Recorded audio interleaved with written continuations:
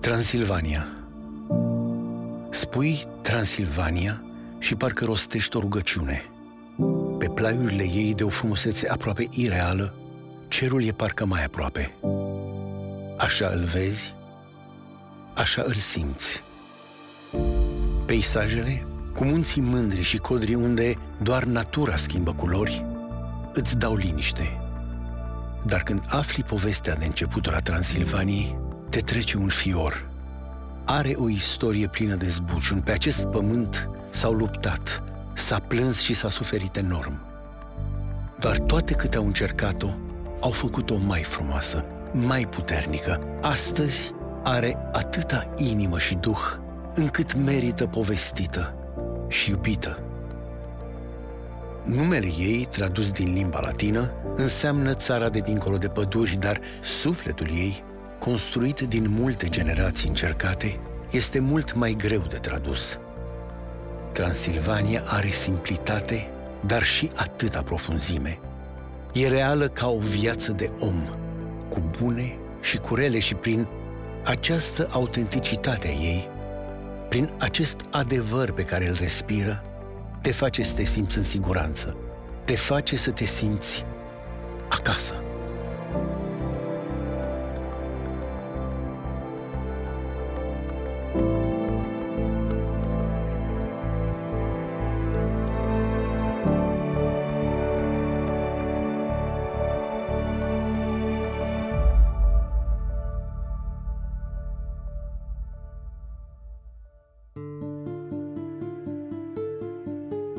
De la începutul vremurilor, aici s-au perindat numeroase popoare. Unele au dispărut în negura timpului. Altele, precum românii, maghiari și sașii, alături de micile comunități de romi, slovaci, ruteni sau evrei, pare că s-au așezat pe aceste pământuri pentru vecie. Situată la granița estică a regatului maghiar, cu privirea îndreptată mereu către Occident, Transilvania era cel mai estic punct al vestului. Peisajul cultural al Transilvaniei a fost modelat de marile curente artistice occidentale, de la stilul gotic, la baroc și la art nouveau. Goticul ca stil s-a născut în secolul al XII-lea în Île-de-France, însă în Transilvania a ajuns 100 de ani mai târziu. În acele vremuri, politica și religia formau un tot unitar. Această înfrățire contura societatea și orientările sale artistice. Pentru că arta a fost și este o oglindă fidelă a societății. De aceea, despre o artă gotică autentică prezentă pe teritoriul actual al României nu se poate vorbi decât în Transilvania. Pe aceste pământuri, regatul maghiar și Biserica Catolică îi permiteau Occidentului să aibă ecou. Picturile gotice din bisericile transilvanene oglindesc un tablou complex al acelor vremuri cu dogmele și credințele de atunci. Suntem martori prin intermediul lor la tot ce îl preocupa pe credinciosul din perioada medievală: obținerea mântuirii, soarta sufletului în lumea de dincolo și acceptarea în împărăția cerească.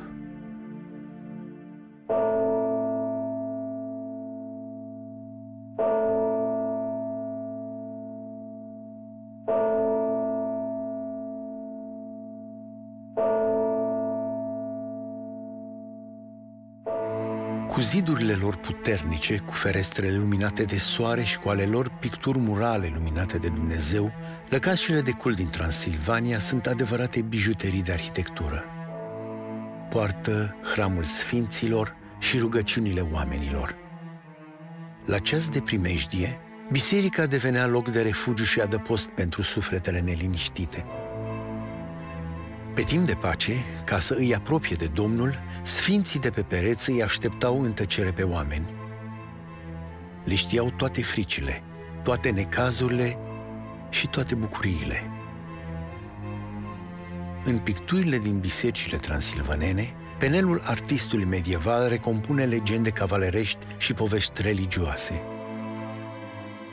Prin fiecare detaliu și idee, fresca pe care o admirăm azi e mărturie a societății de ieri.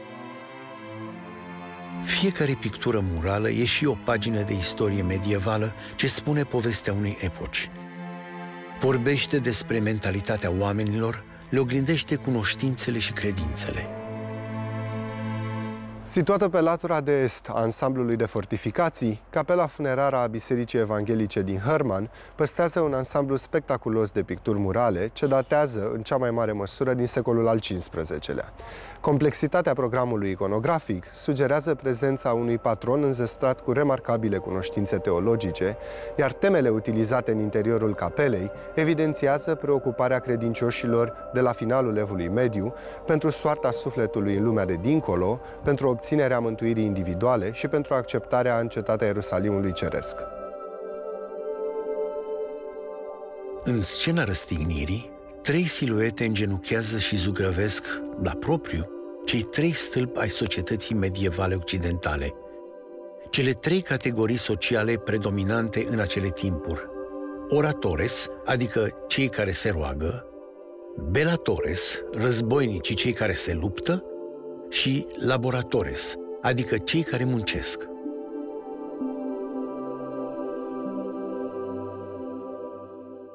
Mulți dintre pictorii vremii, deși aveau în ei maestrie și talent, nu dețineau multe cunoștințe de istorie și cu greu își puteau închipui lumea de dinaintea propriilor existențe.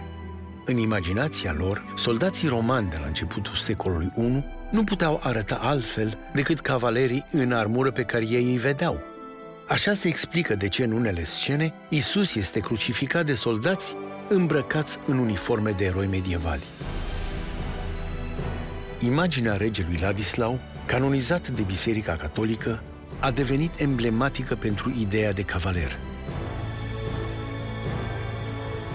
Se spunea despre el că putea face minuni, că avea darul profețiilor și că devenise apărător absolut împotriva năvălitorilor. Este deci lesne de înțeles de ce una dintre temele majore regăsite în picturile murale din lăcașurile de cult transilvanene este inspirată de Sfântul Ladislau. Viața regelui cavaler, care a domnit în Ungaria timp de 18 ani în secolul XI, a inspirat acele vremuri. Le-a umplut cu vitejie, le-a dat culoarea eroismului și aerul miracolului. Astăzi e recunoscut drept unul dintre cei 3 regi sfinți ai Ungariei, alături de întemeietorul regatului creștin maghiar, Sfântul Ștefan, și de fiul acestuia, Sfântul Emeric.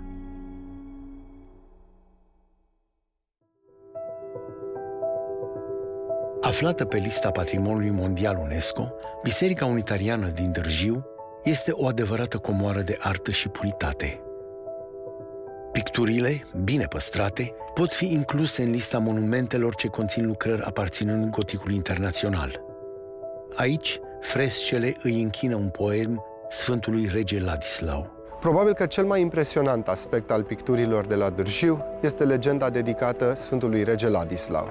Tribuna adăugată ulterior a acoperit mare parte din picturile de secol XV, dar dacă urcăm în tribună, vom observa pe latura de nord primul episod din ciclul hagiografic al regelui Arpadian. Episcopul din Oradea, cu mitra și cârja episcopală, în semnele poziției sale ecumenice, dă binecuvântarea regelui Ladislau și cavalerilor săi ca aceștia să câștige războiul împotriva cumanilor. Legenda continuă chiar dacă pictura este întreruptă de parapetul balconului. Sfântul Ladislau, în mijlocul cavalerilor, este în urmărirea dușmanilor. Cumanul, în fuga sa, a răpit și o tânără fecioară care însă face totul să îl încurce. Lupta e întoi, săgețile zboară în toate direcțiile semănând nemilos moartea în încercarea disperată de a-l doborî pe Ladislau. Urmărirea se încheie cu o luptă corp la corp între Sfântul Ladislau și dușmanul cuman. Tânăra răpită îi sare în ajutor și taie piciorul cumanului cu barda regelui. Această încleștare între Ladislau și cuman reprezintă de fapt lupta între bine și rău, războiul între credința adevărată și păgânism. Legenda tocmai se scrie pentru că binele învinge. Sfântul Ladislau e victorios, iar tânăra răpită taie capul cumanului cu barda regelui.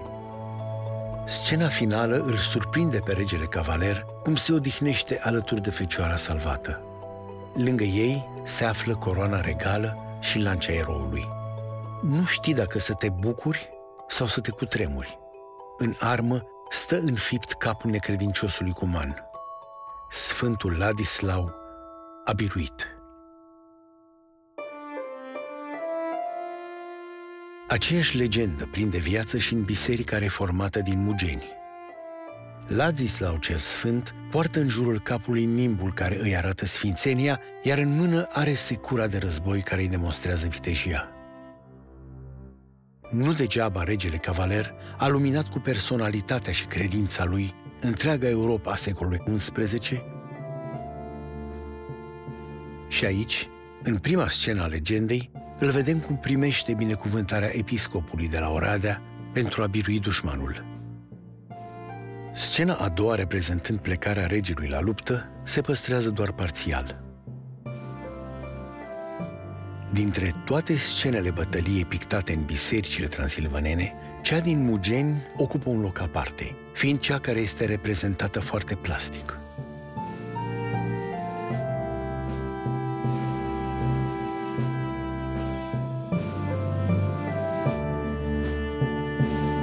În văltoarea luptei distingem prințesa în brațele cumanului, dar în pictură apar mult mai multe personaje decât în fresca de la Dârjiu. Și aici, încleștarea e pe viață și pe moarte. Doar câteva fragmente au mai rămas din imaginea ce arată plecarea lui Ladislau în urmărirea cumanului.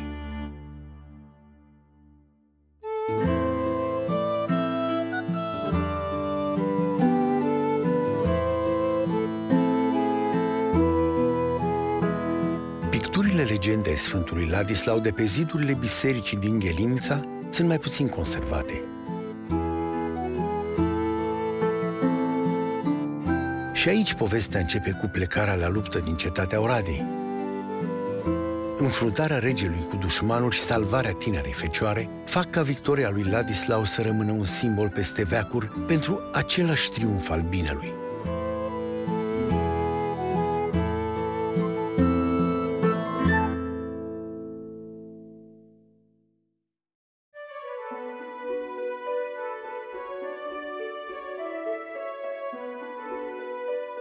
La Ighișul Nou, fragmente mari ale picturii legendei Sfântului Ladislau lipsesc, însă sunt ușor de recunoscut majoritatea secvențelor legendei.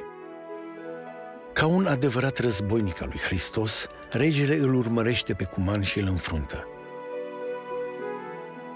Apoi este reprezentată lupta corp la corp și, într-un final, regele se odihnește și sărbătorește victoria în brațele fecioarei salvate. Frescele care spun povestea Sfântului Ladislau în bisericile din Transilvania, mai bine sau mai puțin păstrate, au toate ceva în comun. Sunt pline de vitejie, de miracol și de biruință a creștinilor. În secolele în care penelul zugravului medieval picta această legendă, societatea arăta un interes crescut pentru poveștile cavalerești.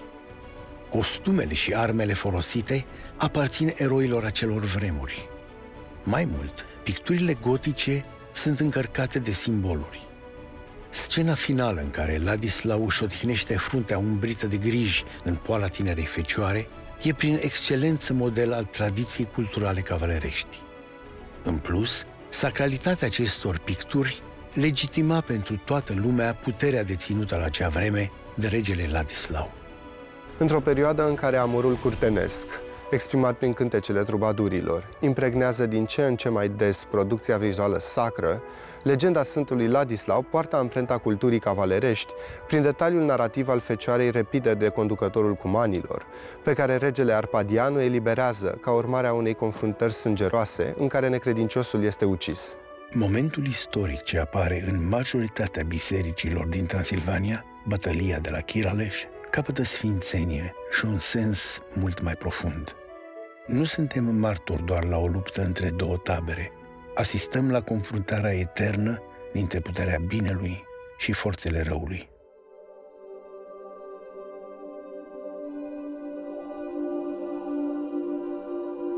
Când nu prezintă povești eroice care au marcat istoria, pictura murală din bisericile transilvanene devine o Biblie pentru neștiutorii de carte.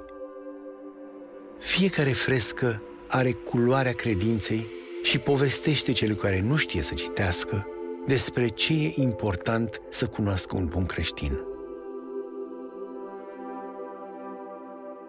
La Mălâncrav, prin picturile ei, Biserica Evanghelică îl apropie pe om de Dumnezeu. Scenele de pe pereți se transformă în fire din Cartea Sfântă. Chiar dacă nu sunt spuse prin cuvinte, poveștile se citesc într-un fel prestabilit de artistul medieval. Sensul de citire al Bibliei scrise prin culoare e unul neîntâlnit în spațiul Transilvaniei medievale. Prima serie de picturi se scurge de la stânga la dreapta, dinspre vest spre est. Următoarea se descifrează în sens opus. Sunt în total 5 serii de picturi, iar direcțiile de citire sunt alternate. Întâi, privitorul devine martor smerit la facerea lumii. Mai apoi, află despre copilăria lui Isus. După aceea, participă tacit, cu uimire și cu tremur, la patimile lui Hristos, dar și la adormirea Maicii Domnului. Deosebită în cadrul acestui program iconografic este secvența adormirii Fecioarei, care se încheie cu un episod foarte rar reprezentat, cel al îngerului care îi dăruiește Sfântului Toma Sacra Cintola, centura sacra a Mariei. Conform Evangheliilor apocrife, Toma nu a fost prezent alături de ceilalți apostoli la înălțarea Fecioarei, iar necredința sa, care oferă o paralelă la îndoiala manifestată în fața lui Hristos înviat din morți, determină dăruirea din partea Mariei a centurii sacre ca semn al înălțării sale la ceruri. Și răstignirea lui Isus prezintă un episod rar întâlnit, acela al ridicării crucii.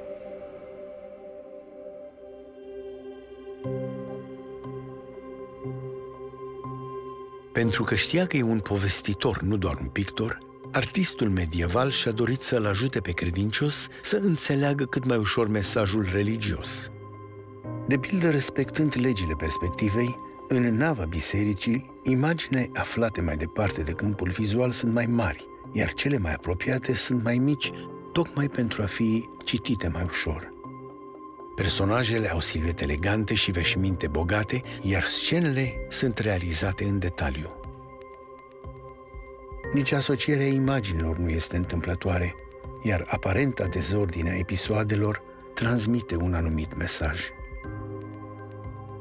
De pildă, vedem scene sângeroase, precum în coronarea cu spini sau flagerația, în apropiere de picturile care reprezintă pe Hristos ca om al durerii. Și asta pentru că privitorul trebuie să rețină cât de important e sacrificiul lui Hristos. În plus, scena în care Isus e sacrificat este încadrată de înviere și de întâlnirea dintre Fiul Domnului înviat cu Maria Magdalena. Și asta tocmai pentru a sublinia încă o dată cât de importantă a fost jertfa lui Isus pentru răscumpărarea păcatului strămoșesc. La Mălâncrav, sângele Mântuitorului care a curs într-o mântuire a oamenilor este amintit cu smerenie în mai multe picturi. Din acest motiv, dar și susținut de documente istorice, s-a avansat ipoteza conform căreia acest lăcaș de cult se afla în posesia unei relicve a Sfântului Sânge. Cercetările anterioare dedicate monumentului au scos la iveală o cerere adresată papei Martin al V-lea în 1424, prin care se cerea acordarea de indulgențe celor care vizitau biserica din Mălâncrav. Corelarea programului iconografic cu această mărturie documentară sugerează construirea programului iconografic în jurul unei posibile relicve a Sfântului Sânge. Relicvele Sfântului Sânge apar în zona Germaniei, teoretic începând cu secolul al XIV-lea, și ele reprezintă unele dintre puținele relicve, pe lângă instrumentele patimilor lui Hristos, care pot fi asociate cultului cristic la sfârșitul Evului Mediu.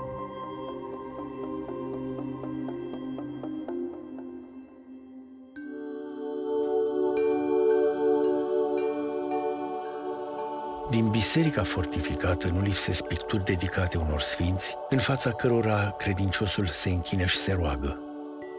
Îl vedem într-o lucrare pe Sfântul Gheorghe luptându-se cu balaurul, alături de care apare într-o pictură Arhanghelul Mihail și Sfântul Martir Laurențiu. Îl vedem în alte imagini pe Adalbert episcop al orașului Praga, pe Sfântul Ladislau, pe Sfântul Ștefan, pe Sigismund, regele Burgund, precum și pe Sfântul Emeric. Tot la Mălâncrav, credinciosul descoperă și două picturi care au în centru figura Fecioarei. Este vorba despre scena încoronării Mariei, ca regina a cerurilor de către Hristos, dar și de prezentarea pe pereții bisericii a Sfântului Neam al lui Hristos. În Biblie sunt menționați anumiți veri ai lui Isus, așa că teologul medieval a creat o genealogie a Mântuitorului. Se pare că Sfânta Ana, mama Mariei, a avut încă două fiice din căsătoriile de după moartea lui Ioachim, tatăl Mariei. De aceea, în această imagine, o vedem pe Maria cu pruncul alături de Maria Salomea cu fiii ei, dar și cu Maria Cleopa, însoțită de Iacob Minor, Iuda Tadeul, Simon și Iosif cel Drept.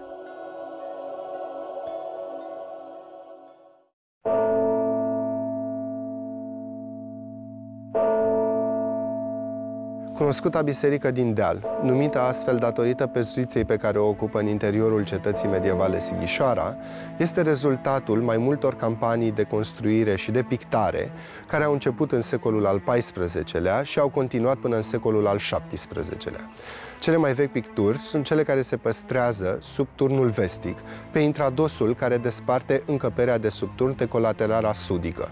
Reprezentarea Sfintei Treimi, cunoscută sub numele de Vultus Trifrons, cu trei fețe într-un singur chip, a cunoscut o oarecare popularitate în Europa secolului al XIV-lea, până a fost ulterior interzisă printr-o decizie conciliară și prin intervenția papei. Ceea ce particularizează pictura de la Sighișoara este reprezentarea celor trei chipuri în conformitate cu reprezentarea vârstelor omului. O poveste tulburătoare spusă de picturile de pe pereții sfinți este cea a judecății de apoi. Dacă la finalul vieții omul va avea parte de o judecată a faptelor sale, la sfârșitul veacurilor, Iisus Hristos va judeca toți oamenii care au trăit vreodată. Cartea vieții, scrisă la întemeierea lumii, va fi deschisă. În fața tronului ceresc, sufletele vor fi cercetate după faptele lor. Se va decide pentru totdeauna unde va merge fiecare, în fericitul rai sau în iadul chinuit. Orice altă domnie sau putere vor fi desființate, iar întreaga lume va fi adusă sub autoritatea supremă a lui Dumnezeu. Momentul răscolitor e prezentat într-una din picturile cele mai impunătoare ale bisericii din deal din Sighișoara. Scena, realizată pe jumătatea nordică a arcului triumfal al bisericii, este un adevărat monument. Deși multe nuanțe și culori s-au pierdut în negura anilor, povestea încă te înfioară. Hristos judecător e flancat de îngerii care poartă instrumentele patimilor sale și încadrat de tribunalul apostolilor. Apar și Fecioara Maria și Ioan Evanghelistul, care se roagă pentru mântuirea umanității. În stânga imaginii, în registrul de jos e multă bucurie. Sfântul Petru îi conduce pe cei binecuvântați în cetatea cerurilor. Asta, în timp ce în dreapta picturii, tot în partea de jos, e multă durere și zbucium. Aici, Arhanghelul Mihail, cel care are balanța cântăririi sufletelor, îi alungă pe condamnați în infernul reprezentat de monstrul Leviatan. Scena alungării în iad conține detalii înfricoșătoare care arată credinciosului ce îi așteaptă pe cei care săvârșesc un păcat capital. Din păcate, anii și-au spus cuvântul, iar picturile sunt prea puțin vizibile.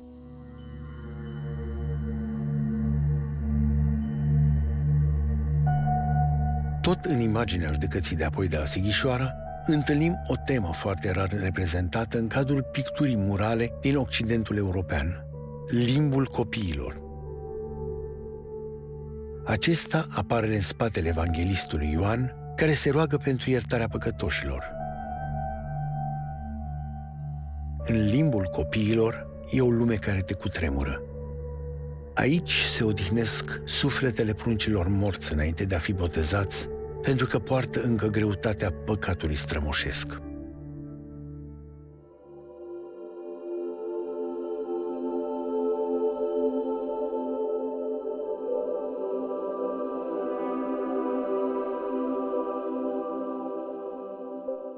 Judecata de apoi, sau Ziua Domnului, cum mai e numită, e pictată și în Biserica Reformată din Mugen, în județul Mureș.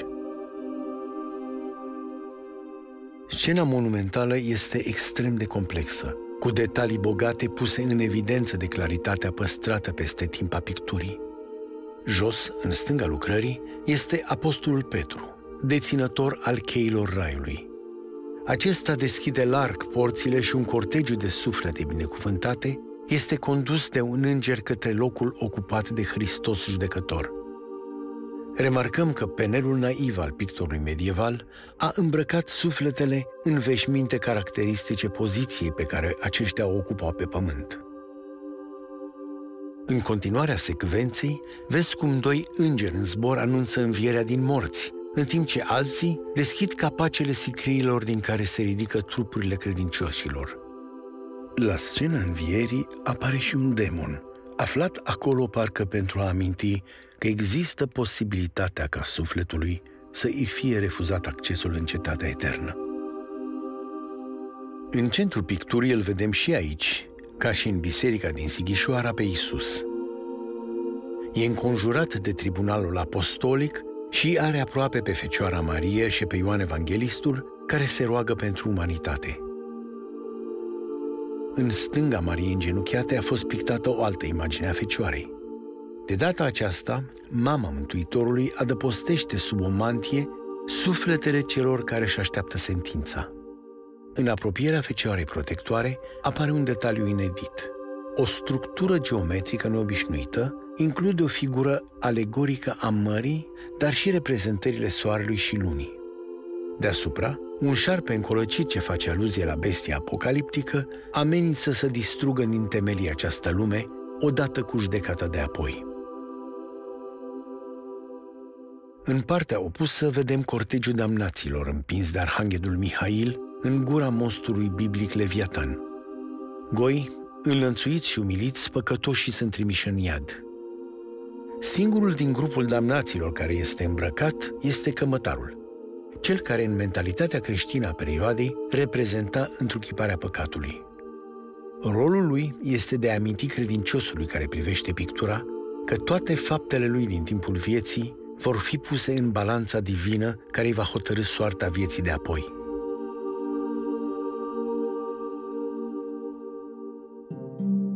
În aceste biserici, unde judecata de apoi te bucură și te înfioară în același timp, nu poți să nu remarci cum se distinge figura arhanghelului Mihail.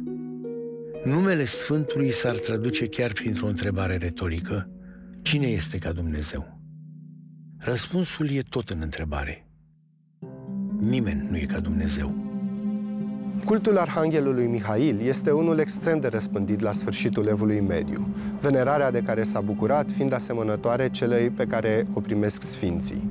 Reprezentările arhanghelului Mihail sunt caracterizate printr-o diversitate a detaliilor. Costumul, armura, chipul, reprezentarea ochilor, fiind toate detalii care au contribuit la încadrarea sa în diverse tipologii.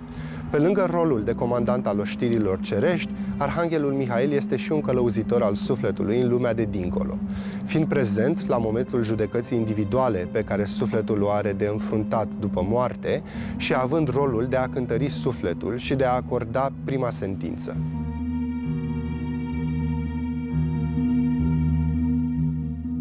La Mugen și la biserica din Deal din Sighișoara, arhanghelul este cel care are sabia de foc în mână și conduce damnații către iadul etern.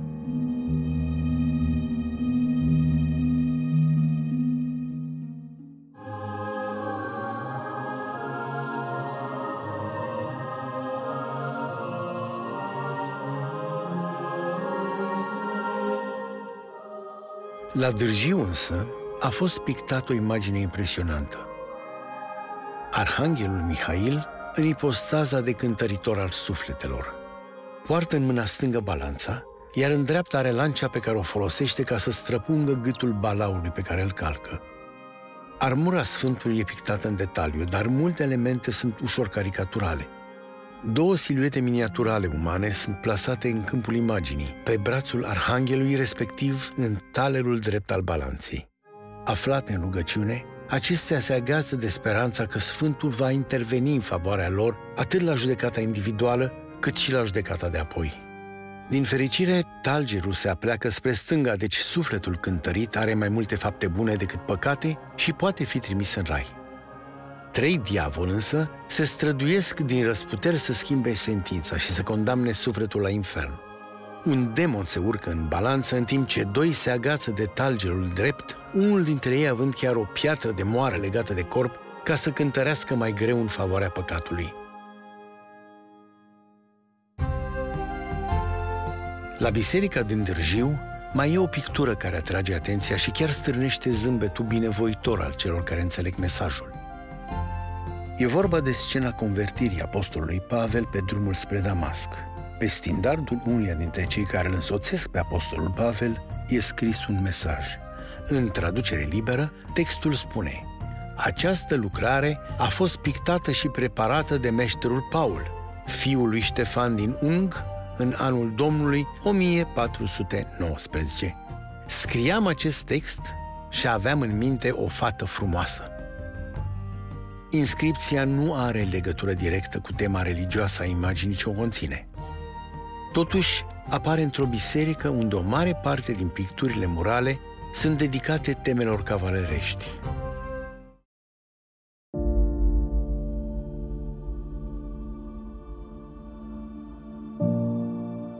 O altă poveste spusă cu smerenie de zidurile unor biserici fortificate din Transilvania este cea a Sfintei Ecaterina din Alexandria.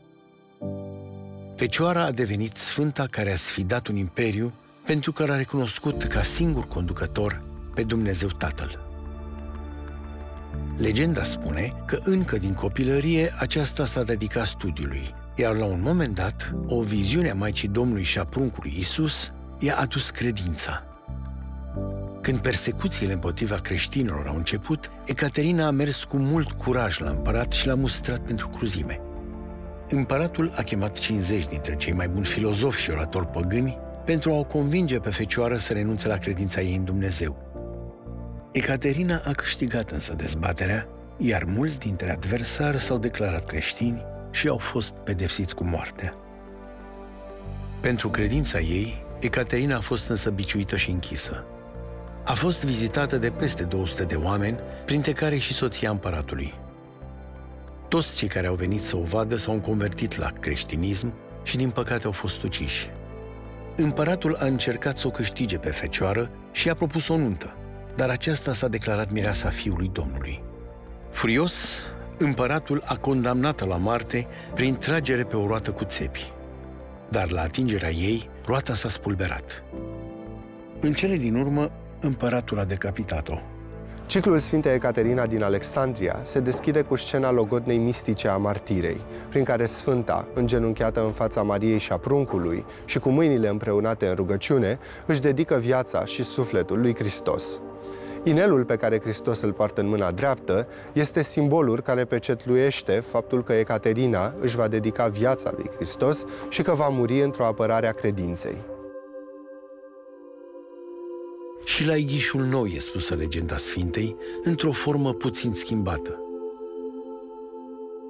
Împărăteasa Faustina și împăratul Porfir se convertesc la religia creștină, convinși de Ecaterina. La ordinul împăratului, cei 2 sunt executați pentru fapta lor. Ecaterina, cu a ei credință în Dumnezeu, înfruntă înțelepții trimiși de împărat. Ba chiar îi convinge pe o parte dintre ei să devină creștini. Legenda se încheie cu scena torturării Sfintei Ecaterina. Fecioara e trasă pe roată și devine martiră. Din fericire, supraviețuiește chinului.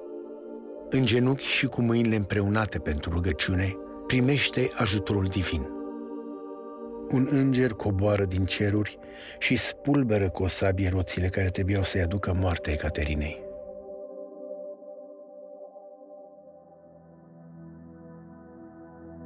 O altă legendă spusă cu smerenie este cea a Sfintei Margareta din Antiohia.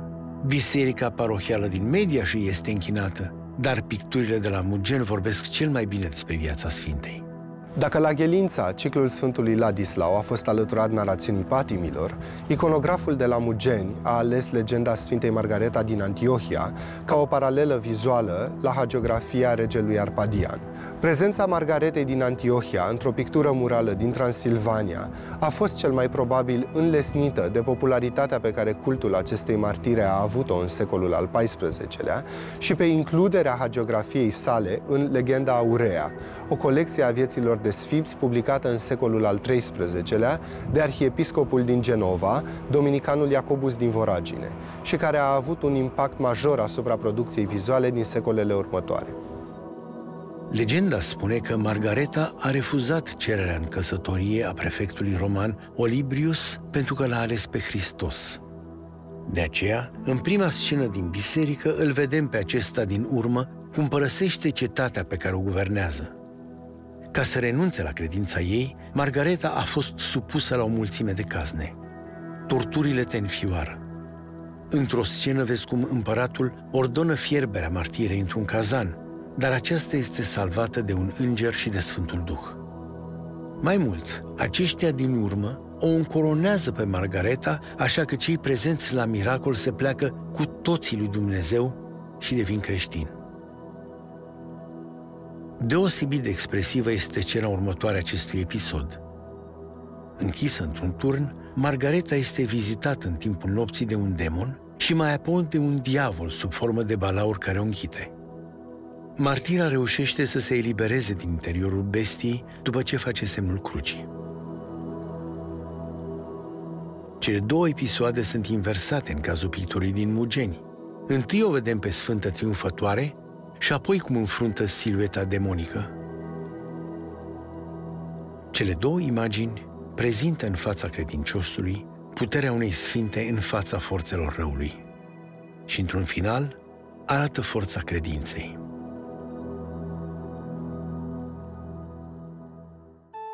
Picturile murale gotice din bisericile transilvanene mențin vie istoria acestor locuri.